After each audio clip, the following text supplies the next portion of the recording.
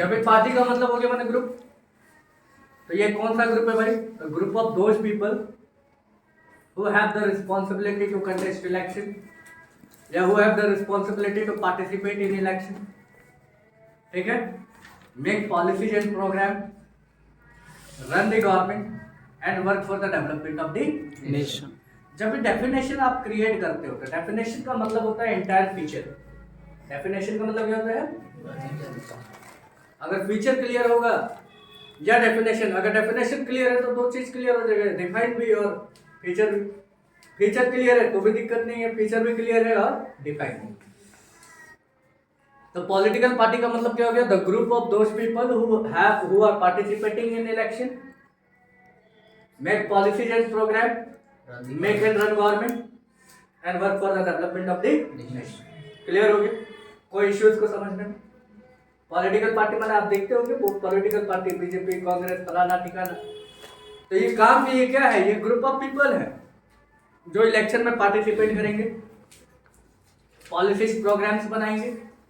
जैसे आप देखते हैं नरेगा है, बेटी बचाओ बेटी पढ़ाओ आंदोलन, बहुत सारा पॉलिसीज प्रोग्राम, गवर्नमेंट बनाना, गवर्नमेंट चलाना और कंट्री के डेवलपमेंट के लिए काम करना, इन सारी चीजों को हम पॉलिटिकल पार्टी करेंगे। अगर पूछ दे कि features of political party,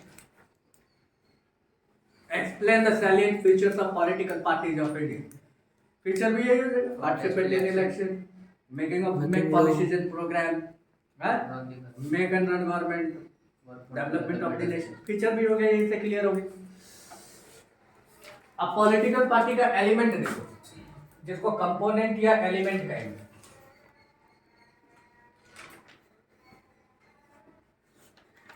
political party का एलिमेंट क्या होगा? पहला, एक्टिव सिटीजन, लीडर, फॉलोवर, ये तीन कंपोनेंट होगा। एक नंबर का क्वेश्चन है, कभी इसी को बोलेगा 3 नंबर में कि explain the components of political party, तो यही उसका कंपोनेंट एक्टिव सिटीजन होना चाहिए, हर पार्टी का एक लीडर होगा और उस पार्टी का फॉलोवर होगा। ये तीन क्या हो गए? कंपोनेंट है। यही तीन चीज है जो पॉलिटिकल पार्टी को फॉर्म। दूसरा इंपॉर्टेंट चीज पार्लियामेंट। पार्लियामेंट का मतलब क्या होगा? पार्लियामेंट का मतलब हो गया, parliament simply means the house, ठीक है, या parliament simply means the institution which are working for making a which are working for discussion and debate, making policies and program, that is called parliament. Parliament में what? एक political institution है sir, जहाँ पे क्या होता है? Policies programme के बारे में डिस्कशन होता है, डिबेट होता है और आगे कंट्री का क्या स्ट्रेटेजी होगा उसके बारे में डिस्कशन होता है। हमारा जो पार्लियामेंट है ये दो घर से बना हुआ है। पार्लियामेंट में दो तरह का आप देखेंगे, एक होगा लोकसभा और एक होगा राज्यसभा। दोनों के बारे में डिस्कशन कर लेते हैं। Lok Sabha, Rajya Sabha, total number of seats यहाँ पे होता है 552। यहीं पे डिस्कस कर लेते हैं रूलिंग और अपोजिशन। समझिएगा, आपका नाम जो भी है, रूलिंग पार्टी में क्या होगा सर? जिसके पास 51% वोट होगा वो रूलिंग में होगा, जिसके पास इससे कम वोट होगा वो क्या होगा? अपोजिशन। अपोजिशन।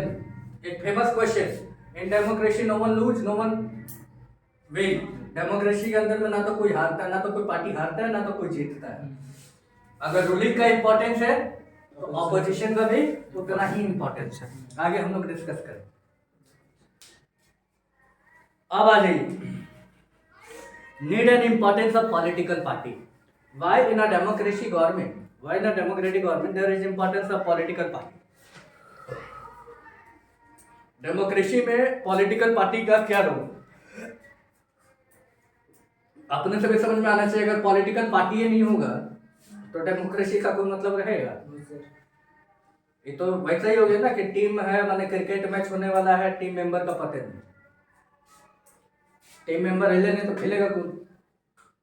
खेलने वाला भी तो होना चाहिए ना, खेलने वाला सब गायब तो मैच किसके बीच करवाइएगा? उसी तरीके से अगर पॉलिटिकल पार्टी नहीं है तो इलेक्शन कहाँ होगी? या इलेक्शन का क्या मतलब है? क्लियर है? यानी इलेक्शन के टाइम में पॉलिटिकल पार्टीज क्या है, they all are just like a players. हर पार्टी क्या करती है, खेलती है। और डिसाइडर कौन होता है, थर्ड अंपायर कौन होगा, हम लोग होंगे। We decide. क्लियर है? कौन रूलिंग में जा रहा है, कौन अपोजिशन में जा रहा है, वगैरह वगैरह। तो पहला देखते हैं नीड पॉलिटिकल, पहला हो गया conduct election. Election is all meaningless without political party. If there is no political party it means that there will be no election. अगर पॉलिटिकल पार्टी ही नहीं है तो इलेक्शन होगा ही। ठीक, समझ में आ रहा है बात? दूसरा, मेक पॉलिसीज एंड प्रोग्राम। जो भी कंट्री रिलेटेड या लोगों के लिए जो पॉलिसीज प्रोग्राम आप देखते हो, ये बनाने का काम किसका है, लेजिस्लेटिव का, यानी पॉलिटिकल पार्टी का। If there will be no political party, no policies और program will be made for the betterment of the people. लोगों के बेनिफिट के लिए ऐसा कोई प्रोग्राम लॉन्च नहीं होगा। मेकिंग लॉज, नियम बनाने का भी काम कौन करेगा, पॉलिटिकल पार्टी। आपको तो मैंने पहले भी बताया था नियम कैसे बनता है। कोई भी बिल सबसे पहले लोकसभा में, फिर राज्यसभा के पास जाएगा, 11 दिन का टाइम राज्यसभा के पास रहेगा। अगेन ये वाला बिल वापस से किसके पास आएगा, लोकसभा के स्पीकर के पास, वो पीएम के पास जाएगा, आपसे प्रेसिडेंट के पास गया, प्रेसिडेंट साइन किया तो लॉ बनेगा, अदरवाइज वो वाला पेपर कोई फायदा नहीं। तो लॉ बनाने का भी प्रोसीड्यूर कहाँ से स्टार्ट होता है भाई, पॉलिटिकल पार्टी से। अगर पार्टी ही ना होगा तो लॉ ना बनेगा। फॉर्म एंड रन गवर्नमेंट, अब पॉलिटिकल पार्टी होगा तो वही गवर्नमेंट बनाएगा और वही गवर्नमेंट चलाएगा। ठीक है, अगर पार्टी ही नहीं है तो ना तो गवर्नमेंट बन सकता है ना तो गवर्नमेंट चलेगा। फिर बोलता है development of the nation, country का डेवलपमेंट पे किस पे डिपेंड करेगा, पॉलिटिकल पार्टी का। यही लोग है जो पॉलिसीज बनाएगा, प्रोग्राम बनाएगा, लॉज बनाएगा, रूल्स क्रिएट करेगा। तो पॉलिटिकल पार्टी जितना इफेक्टिव होगा कंट्री का डेवलपमेंट भी उतना ही ज्यादा इफेक्टिव। पॉलिटिकल पार्टी जितना कमजोर होगा उतना ही आपका कंट्री का डेवलपमेंट भी वीकेंड हो जाएगा। क्लियर हुआ ये चीज? अब पार्टीज दो तरह का होता है, एक होता है स्टेट पार्टी, एक होता है आपका नेशनल पार्टी। स्टेट पार्टी को रीजनल पार्टी भी बोलते हैं। क्या बोलते हैं? Regional party. स्टेट पार्टी को ही हम रीजनल पार्टी कहेंगे। इसको बोला जाता है क्षेत्रीय। इसको क्या बोलते हैं? क्षेत्रीय। क्षेत्र मतलब एरिया। क्लियर हो गया? अब दोनों में डिफरेंस क्या होगा, नेशनल पार्टी जो होगा वो नेशनल लेवल पे काम करेगी, स्टेट या रीजनल पार्टी स्टेट लेवल पे काम करेगी।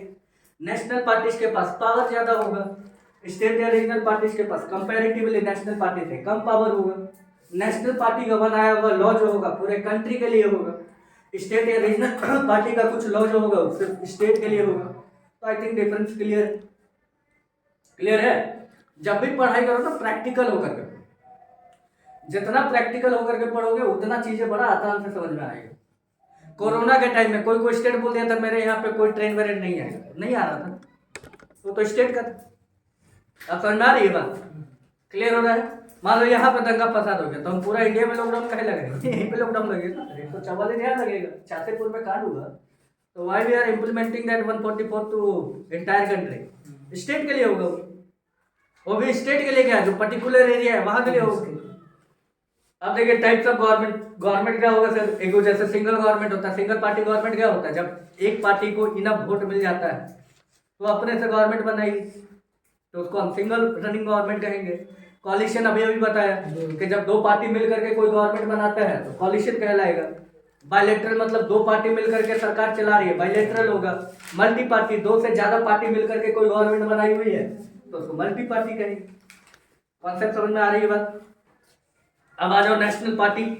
इंडिया में वैसे यहाँ पे 6 दिया है, एक नया पार्टी आप जोड़ लेंगे, नेशनल कांग्रेस। हाँ, क्लियर हो गया ये चीज? अब नेशनल पार्टी में देखो क्या है, Indian national Congress, Bharatiya Janata party, Bahujan Samaj party, communist party of India, Marxist, communist party of India, national Congress party, और एक लास्ट अभी बताया तृणमूल नेशनल कांग्रेस। ये जो पार्टियां हैं, अब इसके बारे में यहीं पर ट्रिक है सर। इसका ट्रिक क्या है, थोड़ा गूगल से यूज करेंगे। कोई भी पार्टी के बारे में लिखना है, किसी भी पार्टी के बारे में, मान लो हम आईएनसी के बारे में लिख रहे हैं तो मेरे दिमाग में क्या क्या होगा, पहला फाउंडेशन एंड फाउंडर, कब शुरू हुआ, कौन शुरू किया। जैसे आईएनसी 1885 स्टार्ट कौन किया, AOU। ठीक, समझ में आ रहा है? बीजेपी का बात करेंगे तो श्यामालाल मुखर्जी है शायद, और शायद 1980 है ना। क्लियर? उसी तरीके से हर पार्टी का फाउंडेशन और फाउंडर पहला गूगल से कहा, ठीक। दूसरा इसमें हम क्या करेंगे, करंट स्टेटस।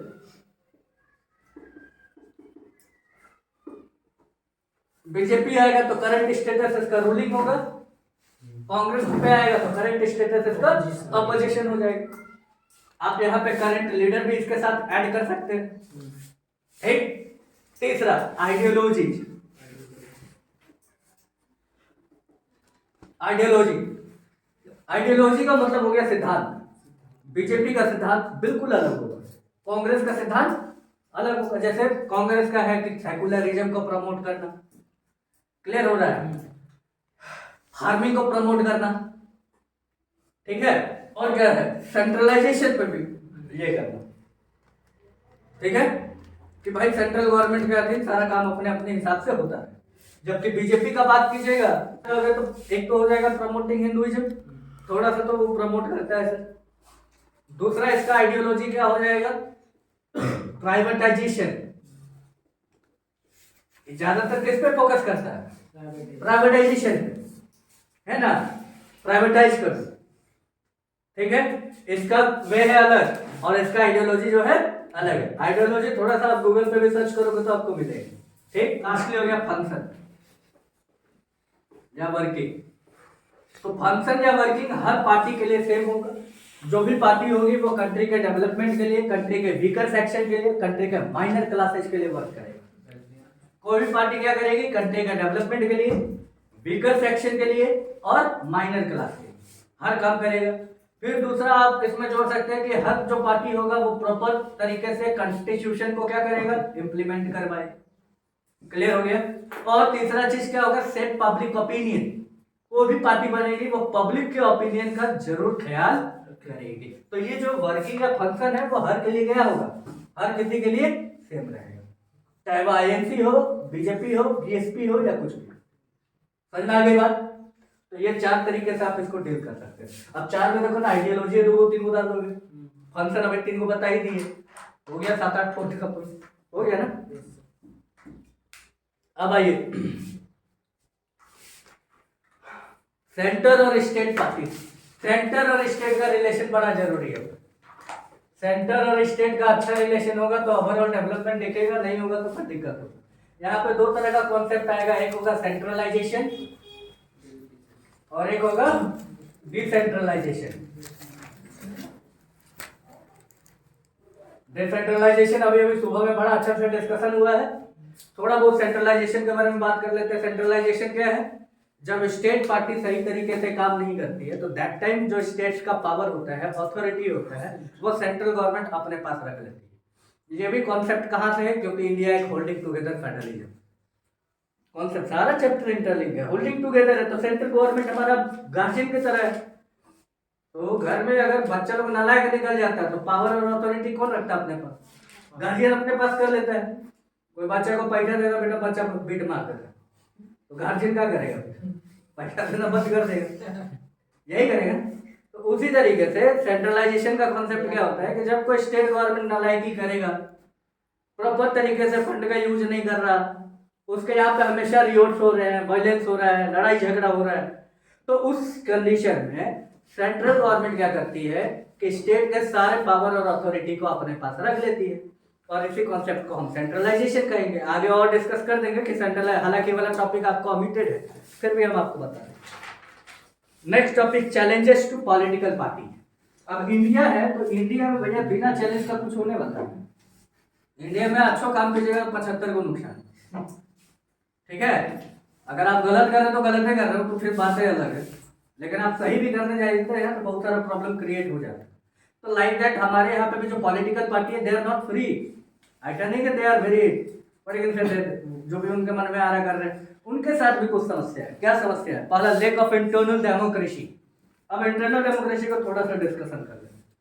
इंटरनल डेमोक्रेसी का मतलब हो गया कि जो हमारे यहाँ पे पार्टियां हैं, पार्टीज में मेंबर्स होंगे, तो जो मेंबर होता है पार्टी का, they are fighting among each other for the post and money. पद के लिए और पैसे के लिए आपस में लड़ाई करते हैं।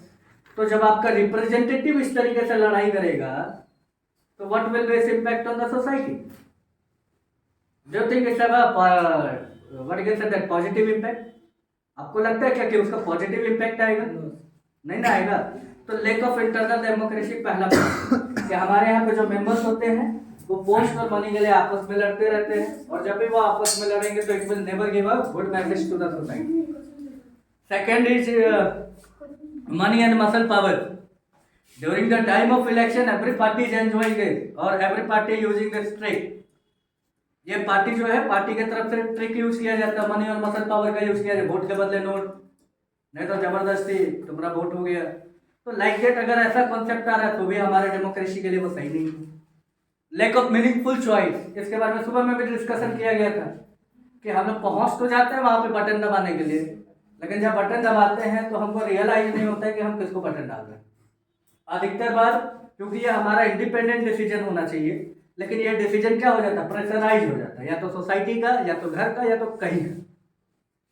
और जब आप प्रेशर में काम करें इसका मतलब आप कंट्री के साथ ऑनेस्ट नहीं। क्लियर हो गया?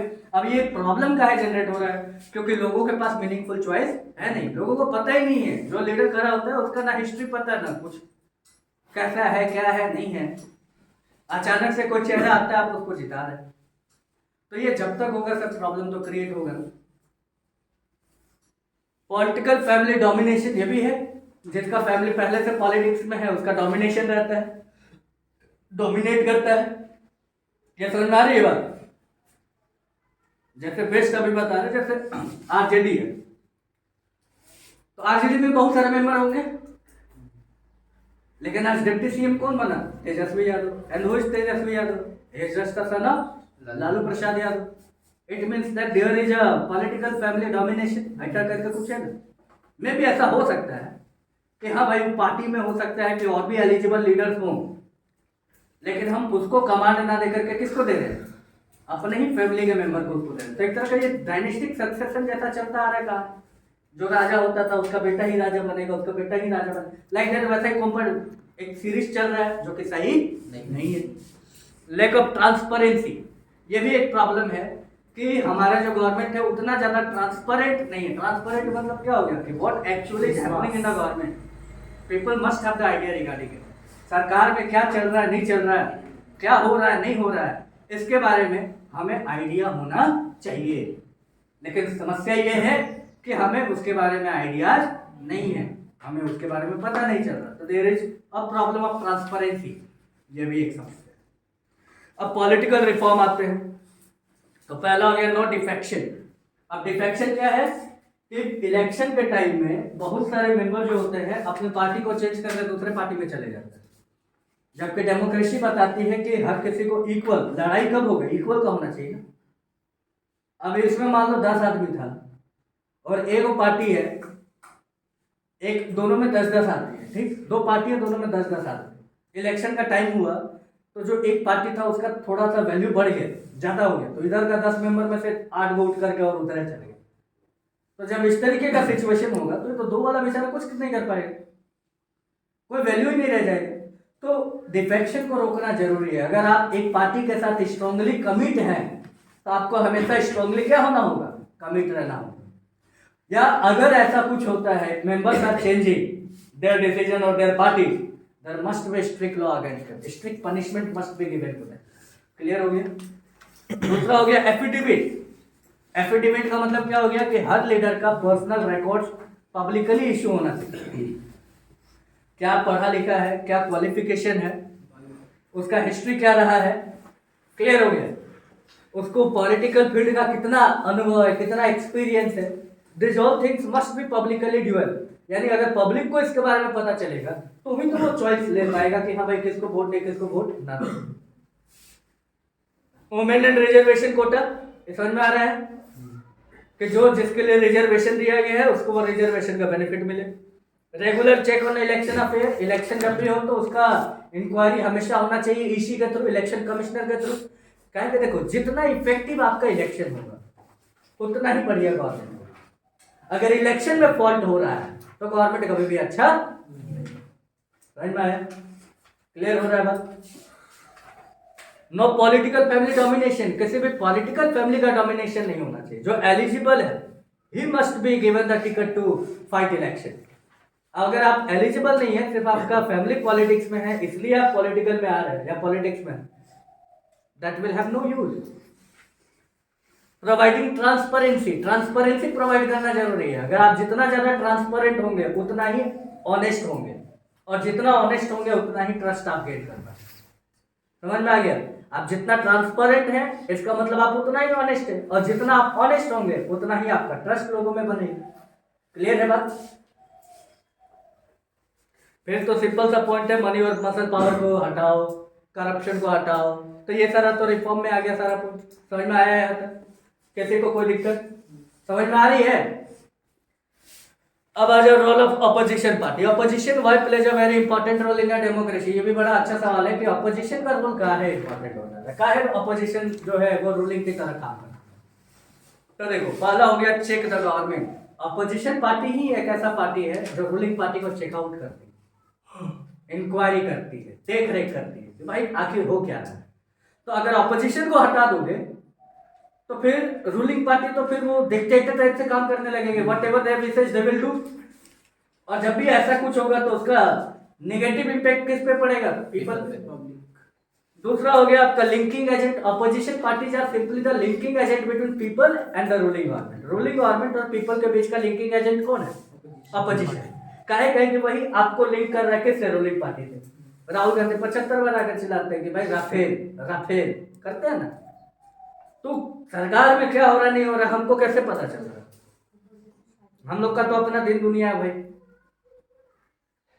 हम लोगों को कहाँ है सबका फुर्सत है, तो हम लोग अपना दुनिया में लगा रहते हैं। गलती से 2 मिनट 4 मिनट न्यूज देख लेते हैं तो उसमें राफेल का बात आ गया, चाइना बॉर्डर का बात आ गया, फलाना का बात आ गया। तो इसका मतलब क्या हो गया? अपोजिशन क्या कर रहा है? लिंक कर रहा है किससे? रूलिंग पार्टी के वर्किंग। क्लियर हो गया?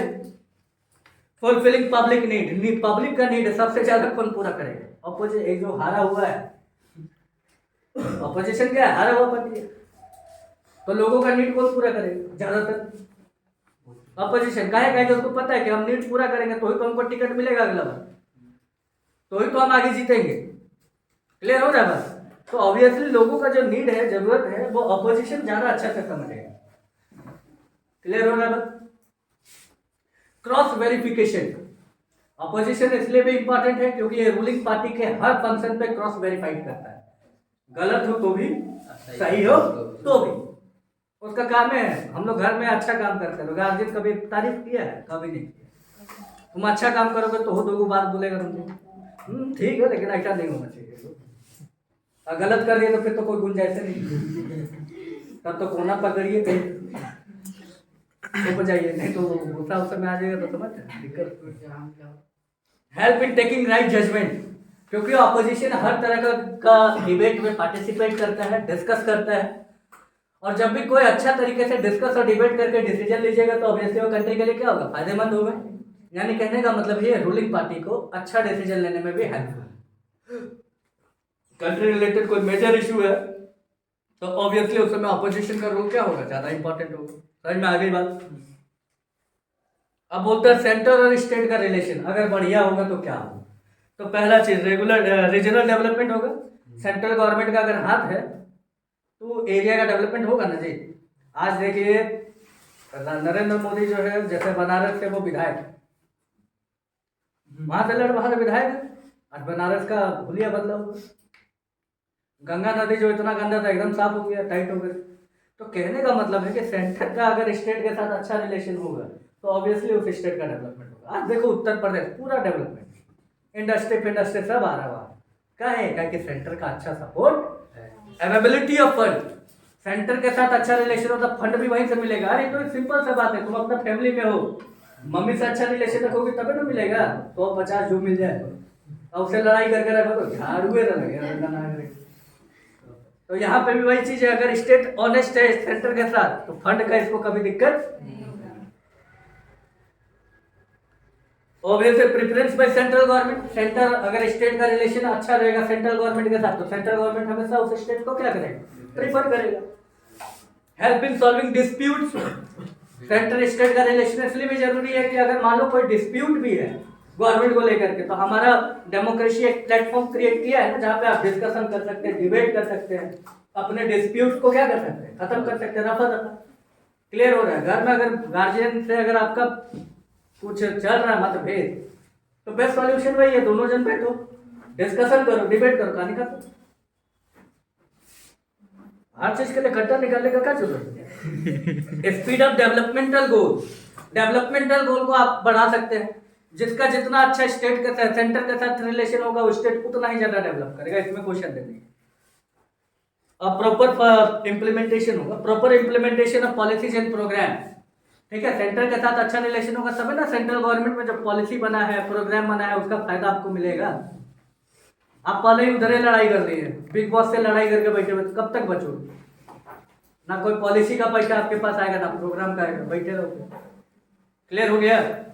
समझ में आया? अब देखो सेंट्रलाइजेशन के लिए क्या क्या जरूरी है।